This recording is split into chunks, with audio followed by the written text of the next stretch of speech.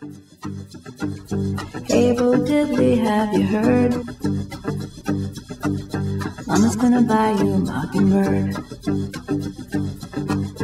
If that Sure, when we talk about, a role model for healthy living, one of the things I learned in going through the program in integrative medicine is you go through 7 to 10 years of some of the most unhealthy living imaginable once you make that decision to go into medicine. And then you're supposed to sit across from people and tell them how to eat right, how to exercise, how to manage their stress.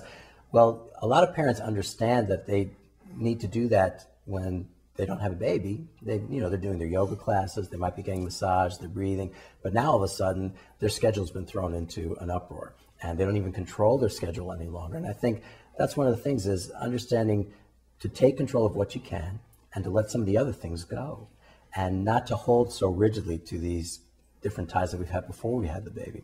So it's about being kind to oneself.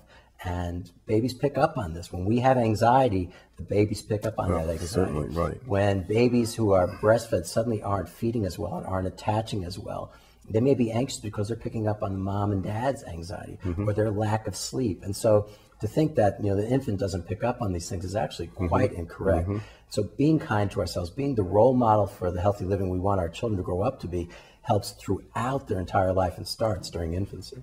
And then as kids grow up, I think being exposed to healthy lifestyles is very, very important. They may not pick up on all those habits immediately, but in my experience, eventually that makes a great difference in the kinds of lifestyles they develop as teenagers and adults. I agree. There's some interesting data there about, just the foods that kids are exposed to during the elementary school years, that what we expose them to during those early years, they're going to stray from. During middle school and high school, they may hit fast food or things like that.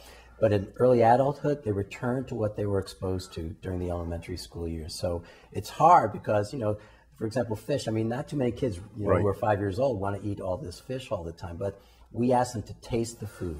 They got to taste it. They may not have to finish it, but they got to taste it and get exposed to it. And see the way mom and dad are eating on a consistent basis. They'll return to that in early adulthood, if not earlier. My daughter Diana, who's now 17, has impeccable eating habits. And I never lectured her. I never tried to impose my way of eating on her.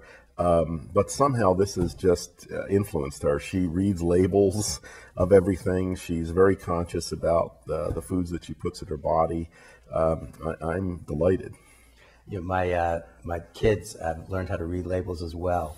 And when they want to splurge, sometimes they'll pick up the particular thing and they'll take a look at the label and it says, "Dad, it has all kinds of scientifically good foods."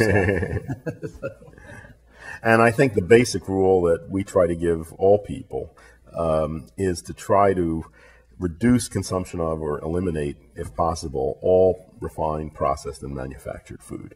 I mean, that is the bottom line of good nutrition. Yep. And one of the things that we try and say with regards to role modeling is what doesn't come into the house doesn't get eaten as often. Yep. So, your kids may ultimately go over to a friend's house and be eating some junk food and things like that. But, in the home, the child's understanding, we don't bring that into the house and we don't buy that. And so when we take them to the supermarket, they know to pass by those aisles. Hey, Bo Diddley. Hey, Bo Diddley.